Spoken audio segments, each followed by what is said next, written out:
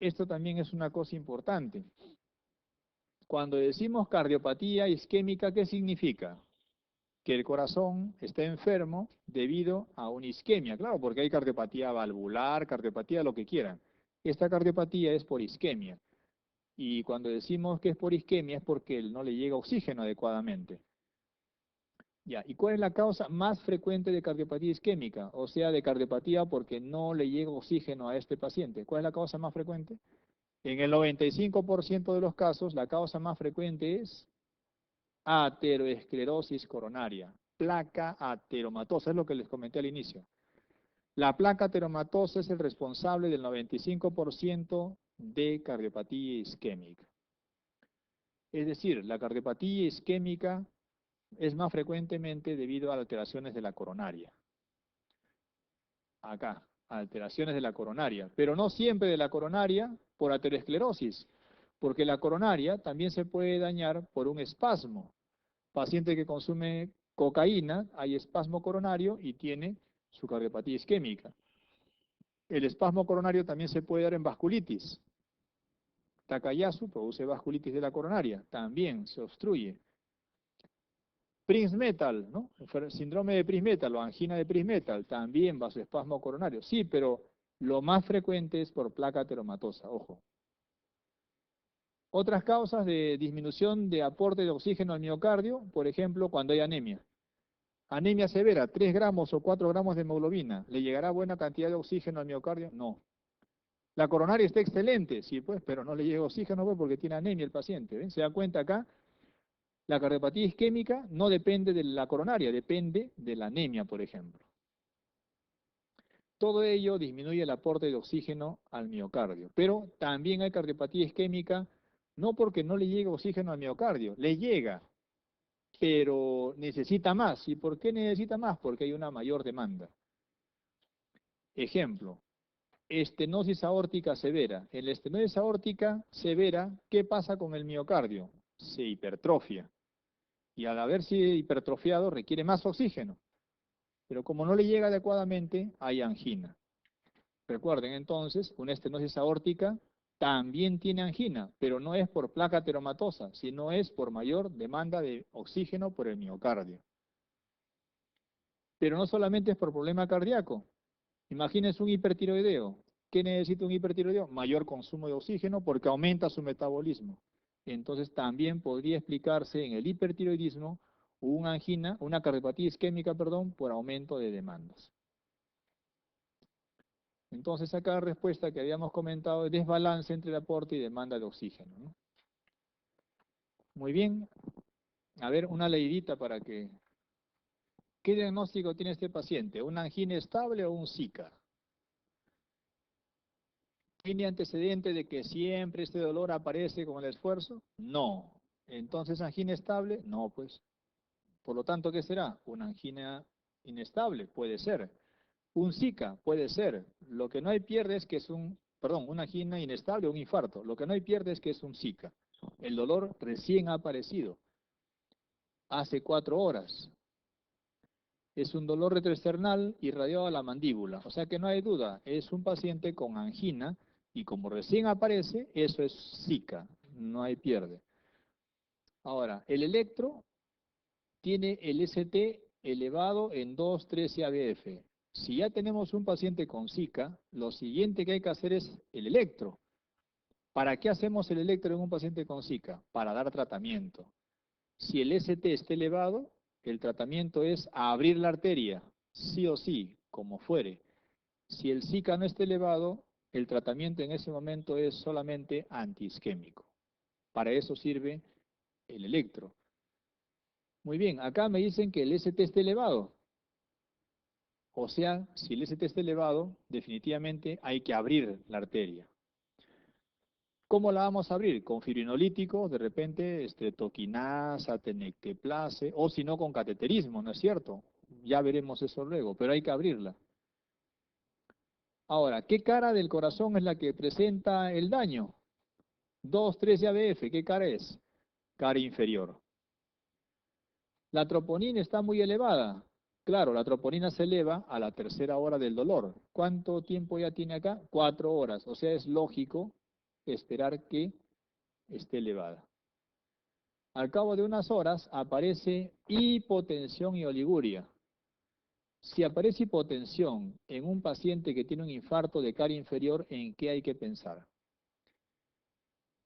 ¿A qué se asocia los infartos de cara inferiores habitualmente? Cuando dicen tiene infarto de cara inferior, uno tiene que preocuparse porque puede haber, en el 50% de los casos, puede haber infarto de ventrículo derecho. ¿Y cómo se manifiesta el infarto de ventrículo derecho? Por hipotensión y o bradicardia. Y cuando acá dicen que el paciente está hipotenso, yo tengo que pensar entonces que este paciente no solamente tiene un compromiso en la cara diafragmática del corazón, sino también que ha hecho infarto de ventrículo derecho. Recuerden, el infarto de ventrículo derecho cursa con hipotensión y bradicardia.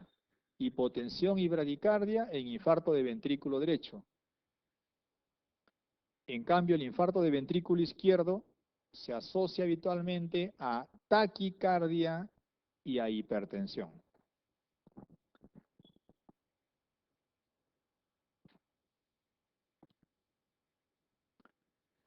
Bueno, yo les digo que el infarto de ventrículo izquierdo siempre se asocia a taquicardia e hipertensión, pero a veces cuando el infarto de este ventrículo izquierdo es muy intenso, puede hacer hipotensión, ¿no es cierto? Puede hacer un shock cardiogénico.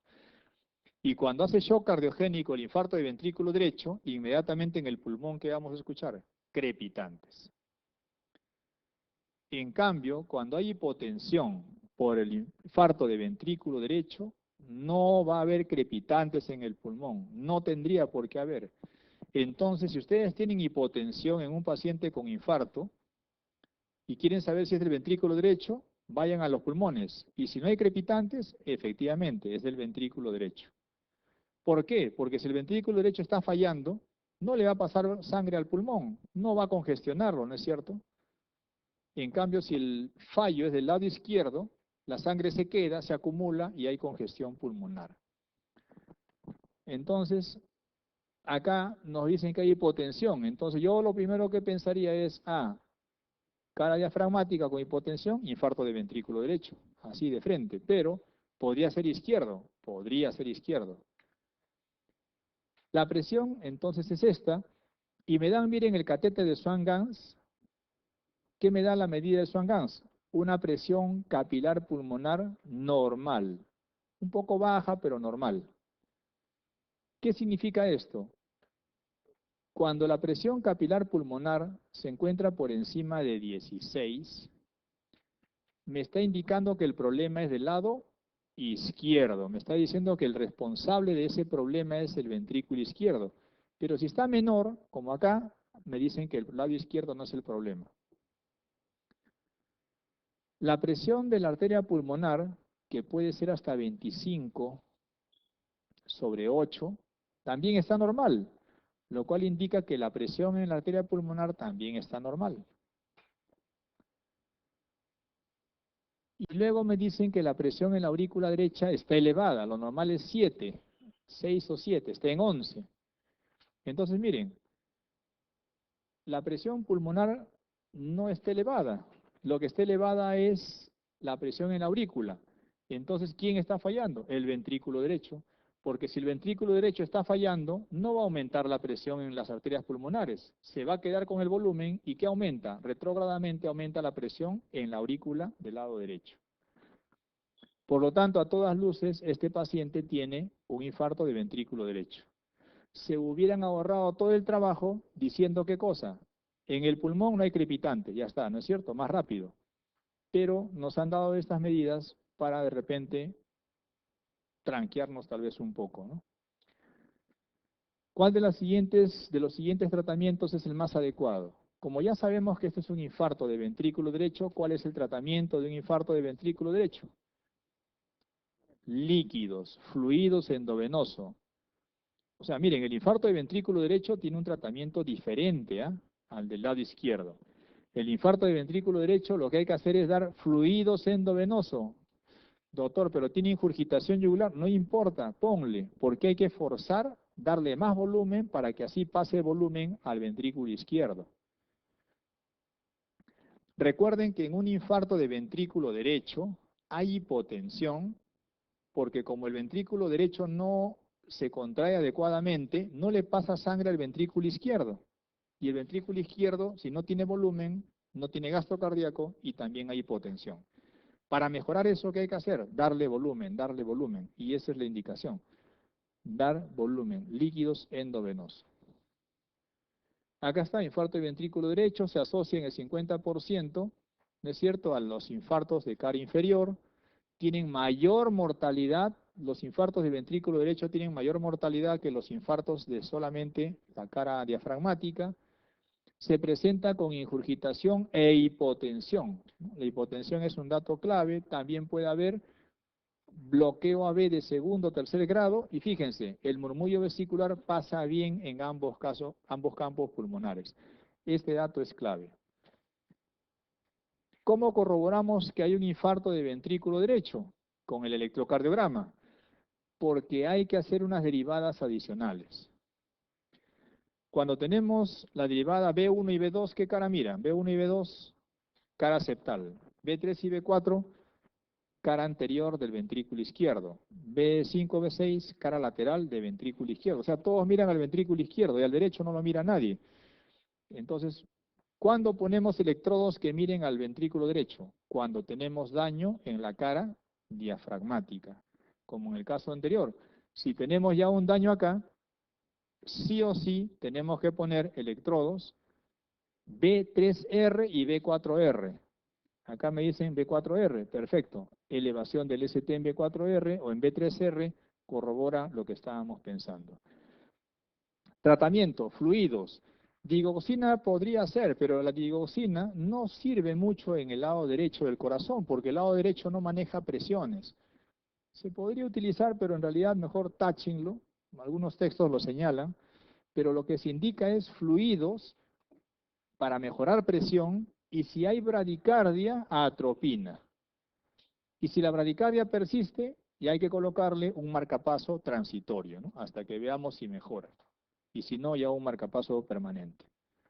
Lo peor que podríamos dar o hacer en un paciente con infarto de ventrículo derecho es dar diurético, porque si damos diurético, quitamos precarga y ese paciente ya no le llega sangre al ventrículo derecho y peor, no va a mandar volumen al ventrículo izquierdo. Respuesta, líquidos endovenosos, ¿no? A ver, otra leidita más acá antes del break. Este paciente que tiene una angina estable, un Zika. Un Zika tiene 2 horas de recién inicio de dolor. El paciente ha presentado vómitos y está diaforético. Es un Zika con síntomas, digamos, vegetativos. Un Zika con síntomas vegetativos tienen que hacerle caso porque puede estar haciendo un infarto importante, ¿eh? No tiene historia de enfermedad coronaria, pero tiene 2 factores para formar placa ateromatosa. ¿Cuáles son? La hipertensión y la dislipidemia. Preguntan, ¿cuál de las siguientes afirmaciones sobre el infarto de miocardio es falsa? Acá de repente se pueden complicar, ¿no? Pero vamos a evaluar desde la última, ¿no? La terapia con morfina, oxígeno, nitroglicerina y aspirina se indica luego de diagnosticar un síndrome isquémico coronario agudo. O sea, una vez que uno diagnostica Zika, inmediatamente hay que tratar el dolor. Si es que requiere oxígeno, porque tiene saturación menor a 90, también se da oxígeno. Si hay dolor también e hipertensión, se deja nitroglicerina. Y siempre hay que dar aspirina, salvo que sea alérgico. Es lo primero que hay que hacer cuando tenemos un Zika. Inmediatamente, una vez diagnosticado el Zika, antes de los 10 minutos, tenemos que ya tener en la mano un electrocardiograma. ¿Para qué? Para ver si hay ST elevado o si no hay ST elevado.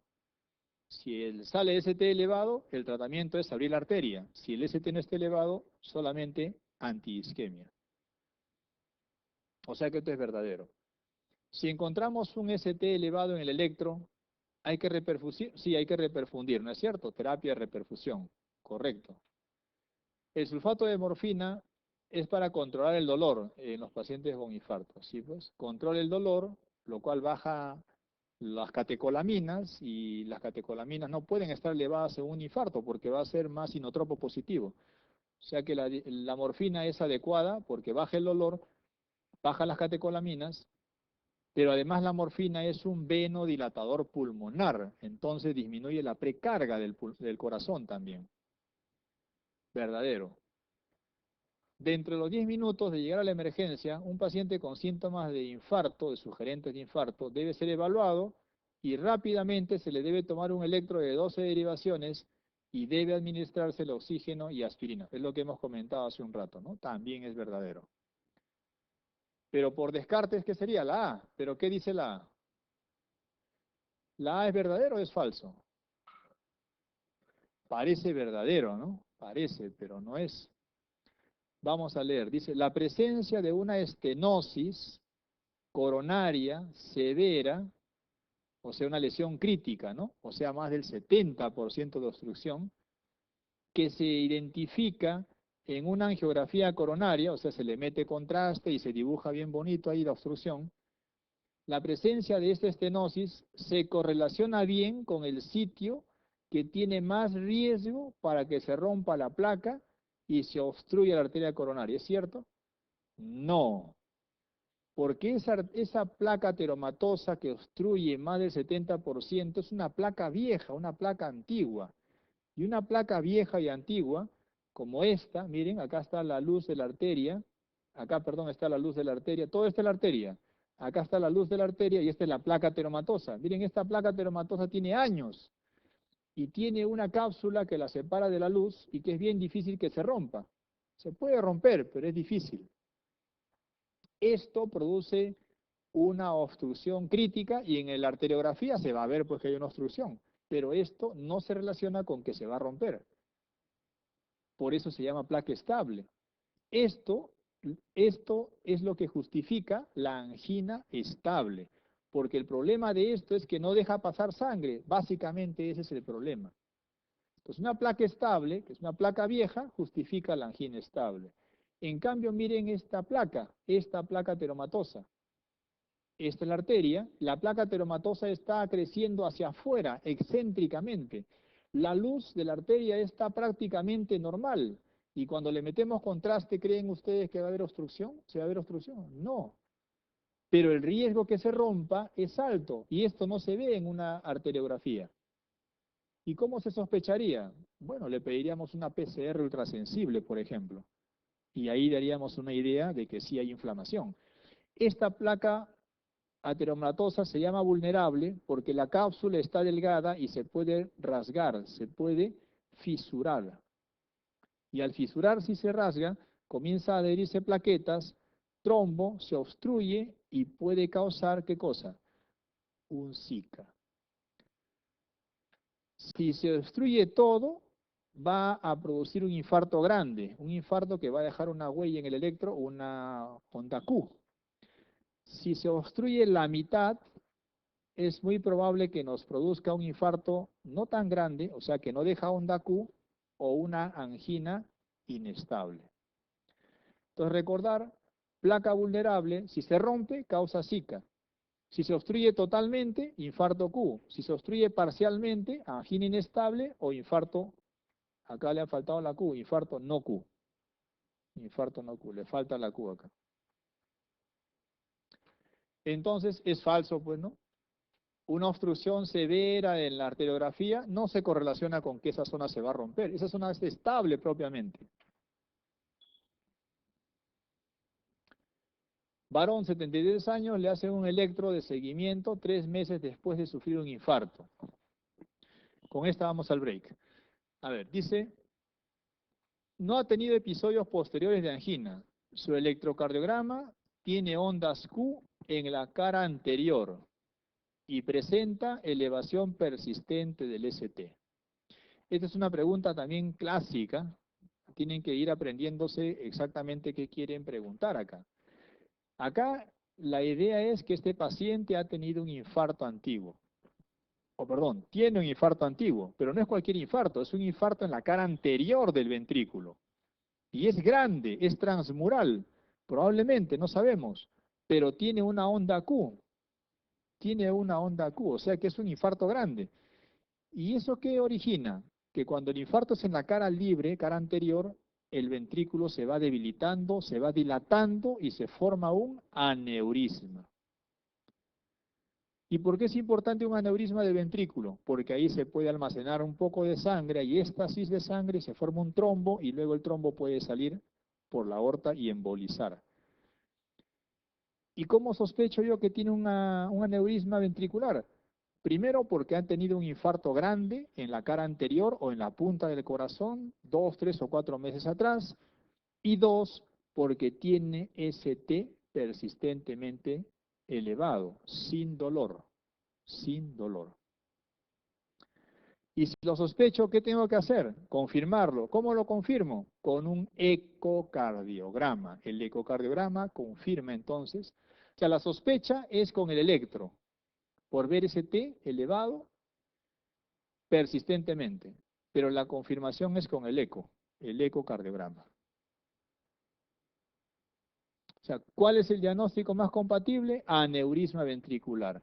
O sea, la elevación del ST se puede ver en cuadros de infarto de miocardio, en aneurismas de ventrículo y en pericarditis aguda también, ¿no es cierto? En pericarditis aguda. Bueno, ya, una más.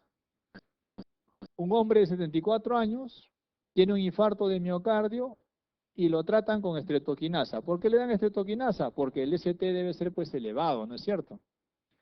6 horas después desarrolla un cuadro de hipotensión arterial severa y obnubilación. ¿Cuál de las siguientes complicaciones es menos probable que sea la causa de esta hipotensión? Paciente con infarto, le dan estreptoquinasa, hace hipotensión, preguntan cuál creen que no sea la causa de todo esto. ¿Un infarto de ventrículo derecho puede explicar esto? Claro que sí, pues porque si tenía un infarto y ahora hace hipotensión, puede estar haciendo un infarto de ventrículo derecho, claro, pues por la hipotensión. O sea que sí se explica. Se puede haber roto el músculo papilar. Un infarto rompe el músculo papilar. Si se rompe el músculo papilar, hay prolapso de válvula mitral y hay una regurgitación de sangre hacia la aurícula. Hipotensión arterial por bajo gasto. Se rompe la pared libre del ventrículo. Hay hemopericardio, taponamiento cardíaco, hipotensión arterial. También puede ser. Como le hemos dado estreptoquinasa, puede haber hemorragia cerebral. Sí. ¿Y la hemorragia cerebral puede producir obnubilación? Sí. ¿Y por qué la hemorragia cerebral que origina hipertensión endocraniana no causa hipertensión? Bueno, las hemorragias intracerebrales causan hipertensión, ¿no es cierto? Por hipertensión endocraniana me refiero, que causa a su vez hipertensión arterial. No causa hipertensión pues porque hay un problema en el corazón, hay un infarto, ¿no? Si no hubiera infarto probablemente sí haría hipertensión. Bueno, estamos así divagando un poco y luego vemos la B. ¿Qué dice la B? Tromboembolismo pulmonar. Y esto sí pues es ilógico, ¿no? O sea, si estamos dando un fármaco que destruye trombos, no es posible pues que el paciente haga todo el cuadro clínico porque se forme un trombo, ¿no es cierto? O sea que eso ya no es compatible, eso es ilógico, ¿no?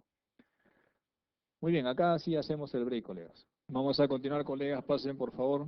El diagnóstico de esta paciente también es un Zika, ¿no?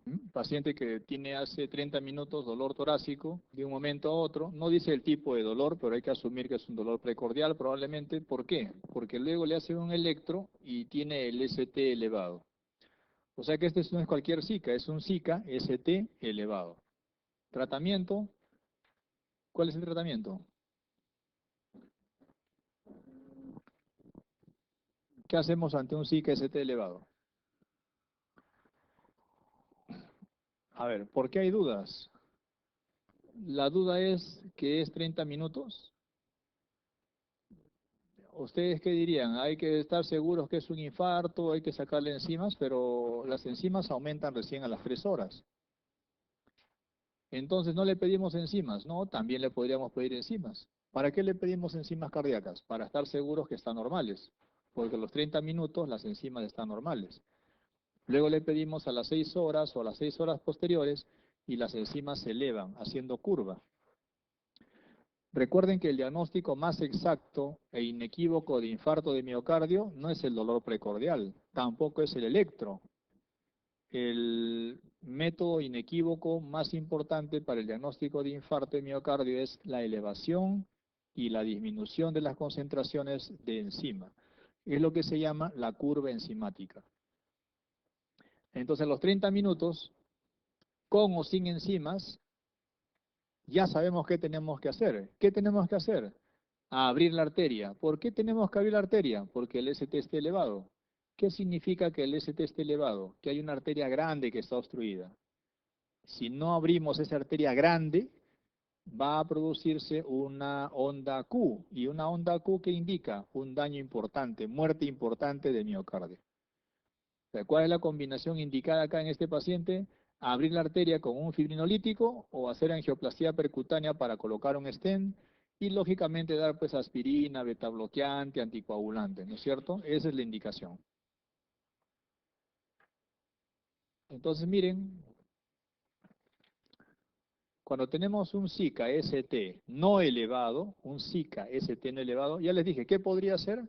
Una angina inestable o un infarto no Q. ¿Cuál es la diferencia entre una angina inestable y un infarto no Q? Que en la angina inestable las enzimas cardíacas no se elevan. En cambio, en el infarto no Q, las enzimas cardíacas sí se elevan. Entonces hay que pedirle enzima de todas maneras. No interesa, porque así salga elevada o no, el tratamiento es el mismo. O sea, la terapia en una angina inestable de un infarto no Q es el mismo. Por eso lo único que interesa es ver cómo está el ST. Si el ST está no elevado, se trata seguro de esto. Y el tratamiento es antiisquemia, con lo que está acá. Antiagregante plaquetario, anticoagulante, beta bloqueador, IECA y calcio antagonista. Acá sí se puede dar calcio antagonista. Esto es muy importante que lo recuerden. En un SIC ST no elevado, acá sí hay que dar aspirina más clopidogrel. Clopidogrel por un año aproximadamente y la aspirina de por vida. Bueno, ya en este paciente con SICA ST no elevado, ya le damos terapia antiisquémica y hay que hacer ¿qué otra cosa? Hay que evaluar el riesgo que este paciente tiene para que haga más isquemia. ¿Y cómo le evaluamos? Haciendo pruebas como ecocardiograma, prueba de esfuerzo, gamografía de perfusión, y vemos si hay mucho riesgo o poco riesgo que se obstruya la arteria. Si el riesgo es muy alto, a ese paciente hay que hacerle cateterismo y se hace todo el procedimiento para hacer la reperfusión. Pero esto no se hace ahí mismo, esto se hace a los 2, 3 o 4 días posteriores. Lo primero que se hace cuando tenemos un SIC STN elevado es terapia antiisquémica. Recuérdenlo.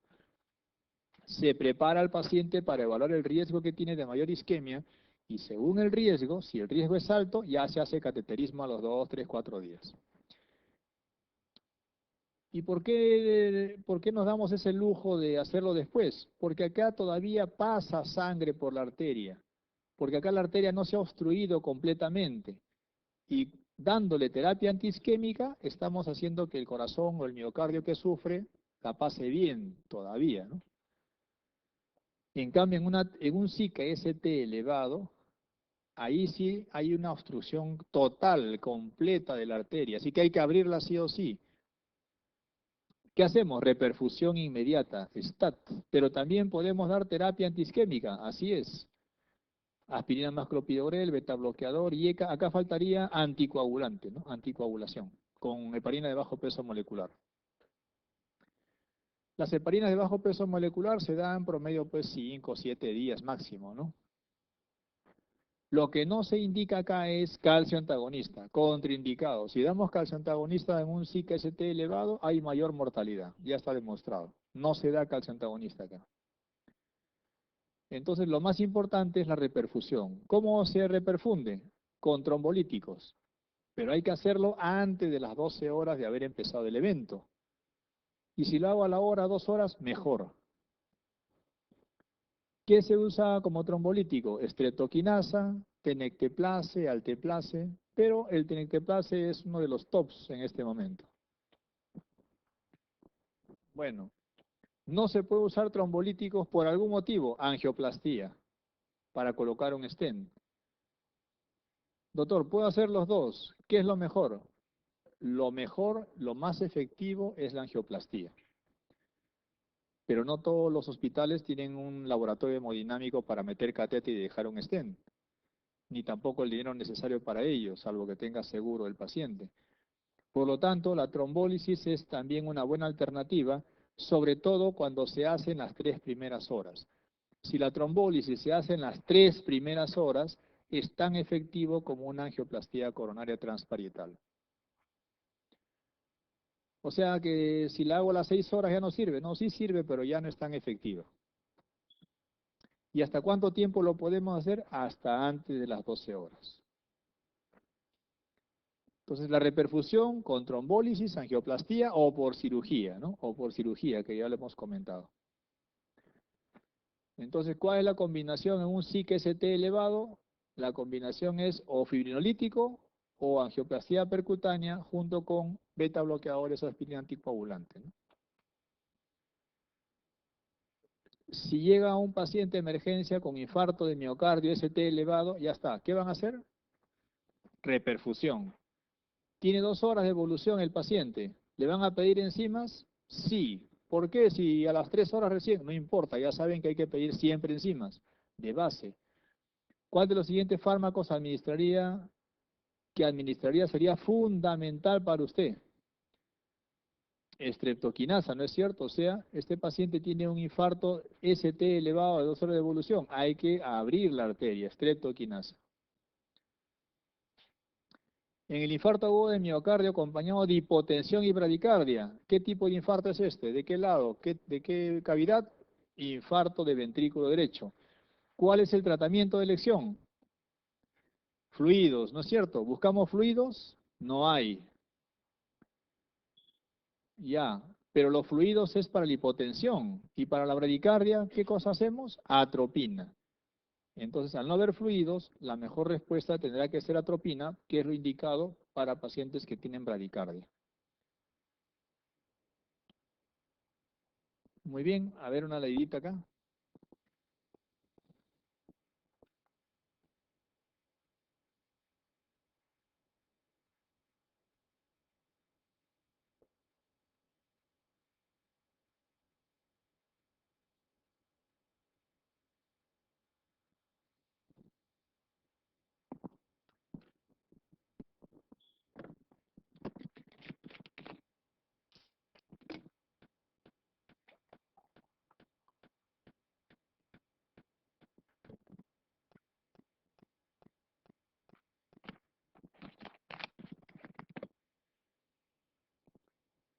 Siempre hay que ver en los casos clínicos la edad del paciente. Es un paciente joven, ¿no? Definitivamente es un paciente joven que presenta dolor en el lado izquierdo del pecho. ¿Qué será una cardiopatía isquémica? Bien difícil, pues, si es joven el paciente. Además, dice que este dolor en el pecho del lado izquierdo aumenta con inspiración en la actividad. Ah, ya, pues un dolor de parrilla costal probablemente. Lo más probable es que sea una costocondritis, ¿no? Lo más probable. Pero acá hay un problema. Dice que estos síntomas fueron precedidos varios días por fatiga, rinorrea y tos. Ya, pues ahí ya no cuadra la costocondritis. Acá ya casi como acto reflejo hay que estar pensando que esto es un cuadro infeccioso viral y que ha producido probablemente inflamación del pericardio. Esto es clásico, ¿eh? Este tipo de pregunta es clásica. Y que lo que el paciente probablemente tenga es una pericarditis. Paciente joven, con fiebre, rinorrea y dolor precordial, ya está. Y encima si le dicen que hay un frote a nivel del precordio, ya está, pues, ¿no? Pero acá no, acá dice que no reporta otros síntomas, no tiene factores de riesgo, la presión es normal, está taquicárdico. Cuando hay pericarditis, habitualmente hay taquicardia. Frecuencia respiratoria normal, un poco de fiebre, pulmones limpios, corazón normal. ¿Cuál es el siguiente paso para la evaluación de este paciente? Si estamos pensando que tal vez sea una pericarditis, ¿cuál es el siguiente paso? ¿Qué opinan?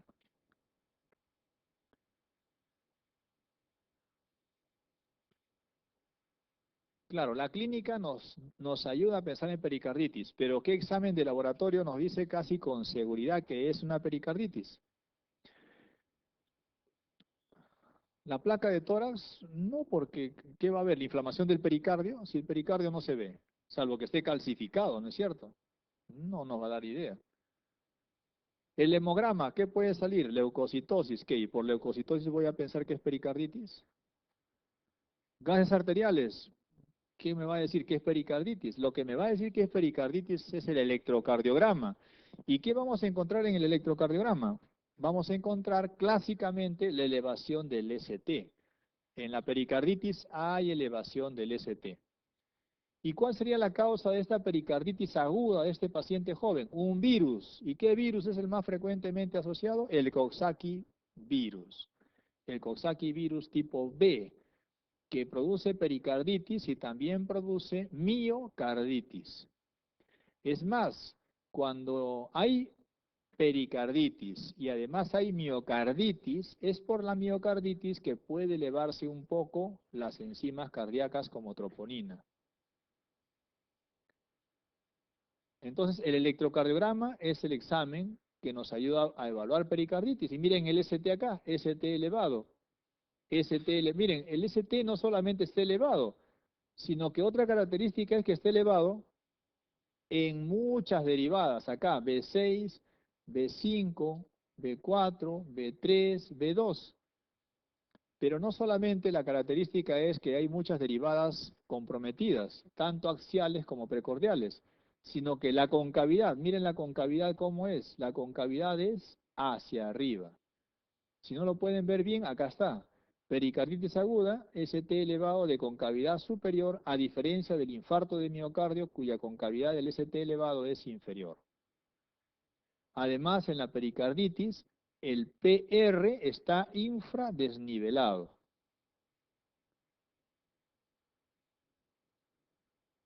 Ya, ¿y hay algún signo electrocardiográfico también adicional y contundente para pericarditis? Sí, ¿cuál es? Después de 3 o 4 semanas que el paciente ya no tiene fiebre, no tiene dolor, no hay rinorrea, no hay nada, en el electro lo que vamos a encontrar es inversión de la onda T, T de tetera. Repito, después de 3 o 4 semanas, cuando ya el cuadro clínico se ha resuelto, el electro muestra inversión de la onda T, lo cual corrobora ya al 100% que esto fue una pericarditis. Entonces el examen que se pide para verificar si hay pericarditis o no es el electrocardiograma, esperando encontrar ST elevado de concavidad superior. En el paciente anterior se encontró el PR deprimido y un ST elevado en las precordiales, o sea que es una pericarditis. ¿Cuál es el siguiente paso en el manejo? Pregunta, ¿cuál es el tratamiento de esta pericarditis aguda de este paciente por virus probablemente? AINES. ¿Qué AINES principalmente? Aspirina. No hay aspirina, ibuprofeno o cualquier otro. Contraindicado trombolíticos y anticoagulantes porque pueden producir sangrado en el espacio pericárdico y eso causa taponamiento. Repito, el tratamiento se da con sintomáticos, o sea, aspirina o ibuprofeno. La respuesta es la D. La contraindicación es, o sea, lo que no se debe usar es anticoagulantes y trombolíticos. Acá tienen otra, a ver qué opinan de esta.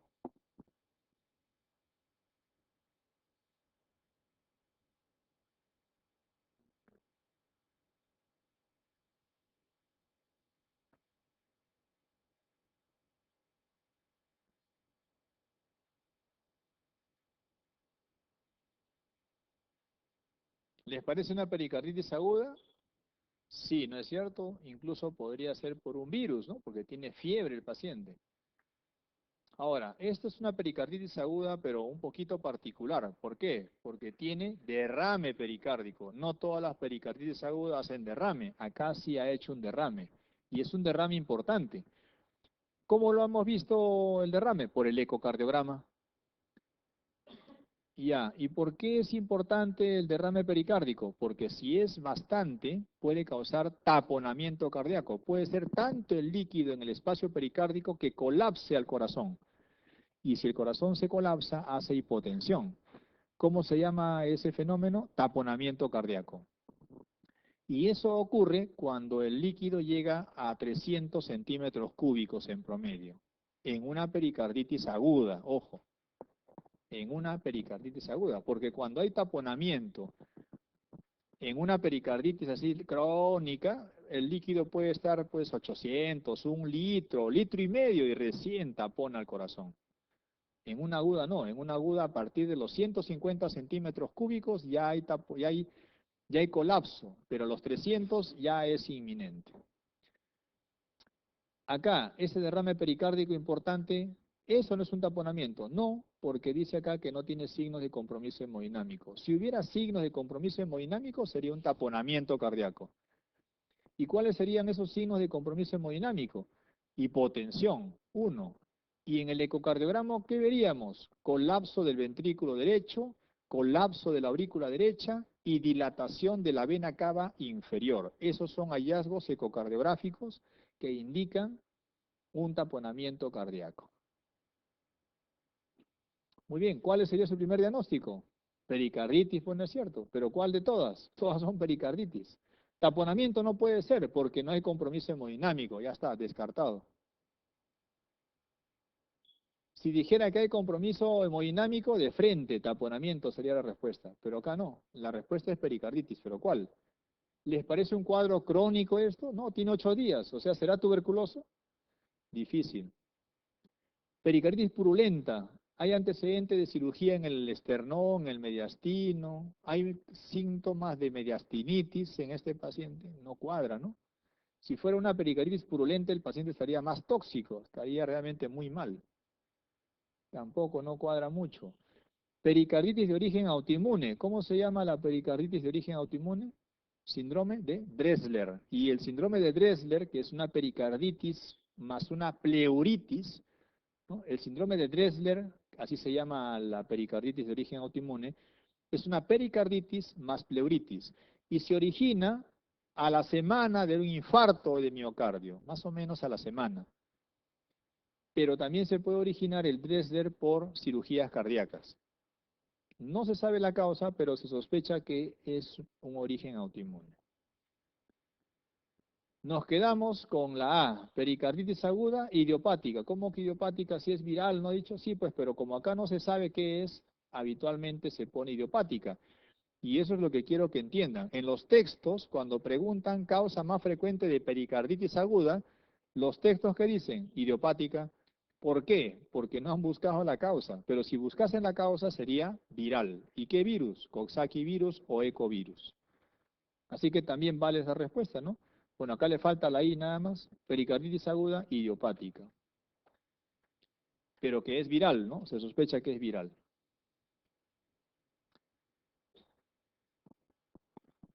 ¿Y acá qué les parece?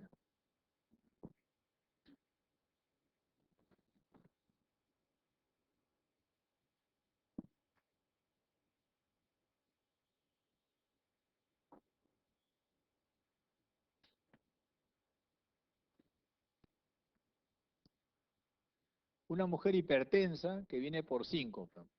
¿Y qué ha pasado? Está hipotensa. ¿Y por qué estar hipotensa si es hipertensa? Encima viene con taquicardia, ¿no? Y miren, la saturación de oxígeno está en el suelo, 91%, y es bajo, ¿no? Pero tiene un dato más, ingurgitación yugular. Entonces, mucho cuidado. Y acá están dándole 2 datos importantes para pensar en una patología que es taponamiento cardíaco. ¿Cuáles son esos datos importantes? La hipotensión y la ingurgitación yugular. Esos 2 datos son importantes. Al paciente que hace hipotensión de un momento a otro con ingurgitación yugular, algo está pasando en el ventrículo derecho. Puede ser muchas causas, pero una de ellas puede ser taponamiento cardíaco. ¿Y por qué de frente se me ocurre pensar en taponamiento cardíaco? Puede ser también, se me ocurre, por ejemplo, una obstrucción aguda, un trombo, una tumoración en la vena cava superior, súbitamente, sí, pero tan súbitamente no puede ser. Otro ejemplo más real, un infarto de ventrículo derecho, ahí está. ¿Un infarto de ventrículo derecho puede causar hipotensión? Sí. ¿Puede producir ingurgitación yugular? También, ¿no es cierto? O sea, eso ya es más coherente. Entonces, miren, acá ante esta paciente hipertensa que hace esto, lo primero que hay que pensar es cierto, taponamiento cardíaco. ¿Por qué se me ocurrió eso? Porque estamos hablando pues de taponamiento seguro, pero hay que pensar en otra patología. Puede ser un infarto del ventrículo derecho, súbitamente.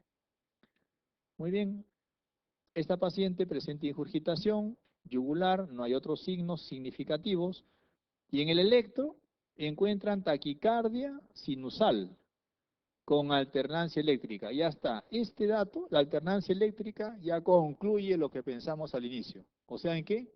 En taponamiento cardíaco. Hipotensión con ingurgitación yugular y alternancia eléctrica en el electrocardiograma ya es característico de un taponamiento cardíaco, definitivamente. Preguntan acá, ¿cuál de los siguientes pruebas complementarias solicitaría primero? Si estoy pensando yo principalmente que es un taponamiento cardíaco, ¿cómo corroboro yo el taponamiento cardíaco? Con un ecocardiograma, ¿no es cierto? El ecocardiograma, ¿qué cosa me va a permitir ver? La cantidad de líquido, pero más que la cantidad de líquido, para diagnóstico de taponamiento se requiere colapso de ventrículo derecho, colapso de aurícula derecha y dilatación de la vena cava inferior. ¿Qué cosa es la alternancia eléctrica? Miren acá esta última gráfica, trazo electro, esto de acá. URS pequeño, grande, pequeño, grande, pequeño. Esto es la alternancia eléctrica. ¿Y por qué ocurre esto? Porque el corazón está suspendido en líquido y va a cambiar de eje en cada latido. Y ese cambio de eje, de posición anatómica, genera un eje eléctrico diferente y eso es registrado por los electrodos. La alternancia eléctrica, perdón, es característica de un paciente que tiene efusión pericárdica, o sea, líquido pericárdico, pero sin taponamiento, pero también se puede ver en el taponamiento cardíaco. No confundir, una cosa es una pericarditis con efusión pericárdica, que significa que hay un poco de líquido, pero no hace taponamiento, y otra cosa es ya taponamiento cardíaco, donde el paciente ya no puede, el corazón ya no puede relajarse, su función diastólica está comprometida. Entonces la respuesta acá es ecocardiograma, ¿no?